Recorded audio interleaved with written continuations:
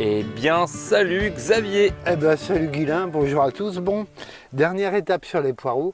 Pour être honnête, théoriquement, ils auraient dû être paillés. Mais bon, j'ai eu un petit flash, on va dire, sur la santé. Donc, ils ne sont pas encore paillés, ils vont bientôt l'être.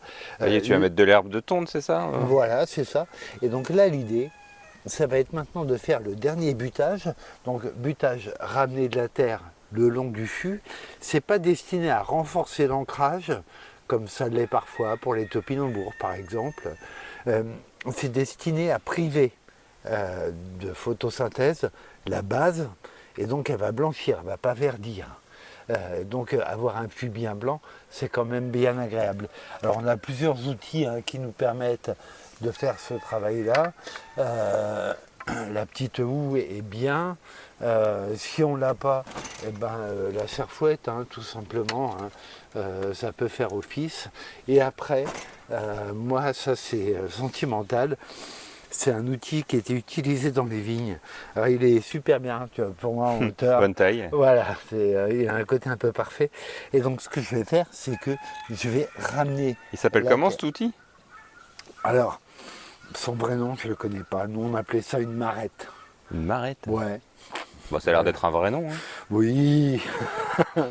Et donc, en fait, je vais remonter la terre au pied des poireaux avec cet outil-là. Et j'en profite du coup pour enlever de l'herbe un peu indésirable.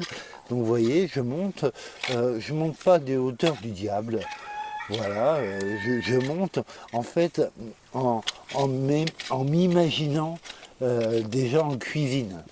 En savourant le, Ouais, le voilà. blanc. Alors attention de ne pas hésiter, on a des mains, donc pas passer l'outil trop près, pas risquer d'amocher le système racinaire. Par contre, il y a une question qui revient très très souvent sur le fait, est-ce qu'il faut couper les feuilles des poireaux? La légende, entre guillemets, raconte que quand on coupe les feuilles des poireaux, ça les fait grossir. Oui et non. Je ne pense pas que mécaniquement, couper les feuilles des poireaux leur permette de grossir. Par contre, les parasites des poireaux, la teigne particulièrement du poireau, elle attaque par l'extrémité des feuilles. Donc quand on voit des pointes de feuilles jaunes, on sait que vraiment il y a de la teigne qui attaque. T'as un exemple là? Là, je vois pas. J'ai pas le sentiment. J'ai quelques pointes jaunes, mais comme on a pris un bon vieux passage de grêle, C'est peut-être. Ouais. voilà.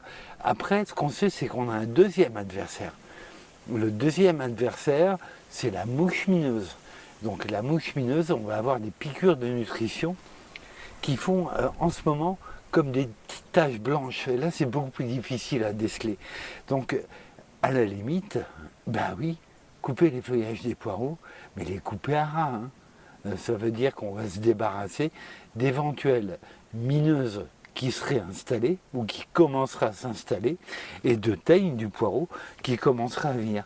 Donc en fait, quand je fais ma dernière opération de butage,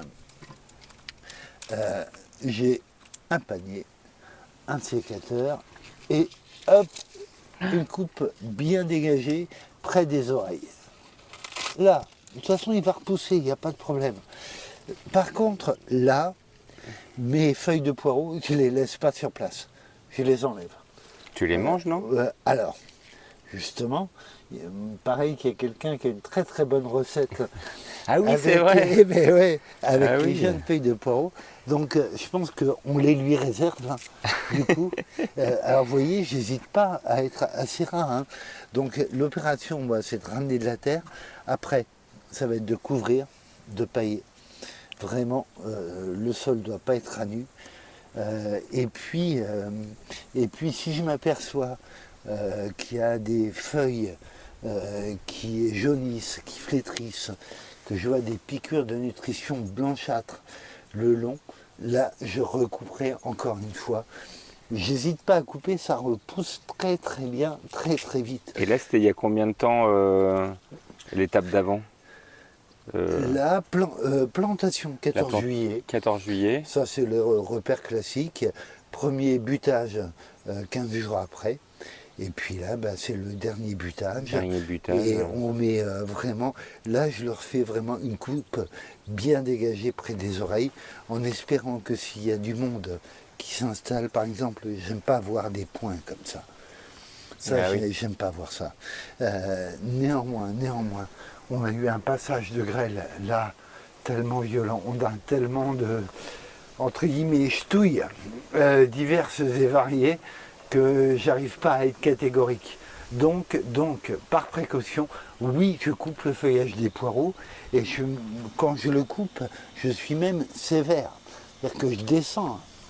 Oui, Oui, ah bah ouais. Il y a quoi? Il reste 5 cm, 6 cm? Voilà, moi j'ai connu un maraîcher. Lui, ce qu'il faisait quand il avait des doutes, il prenait une tondeuse carrément et passait la tondeuse dans les rangs. Donc vous voyez, on peut y aller, vous allez être sidéré par la vitesse à laquelle ça repousse.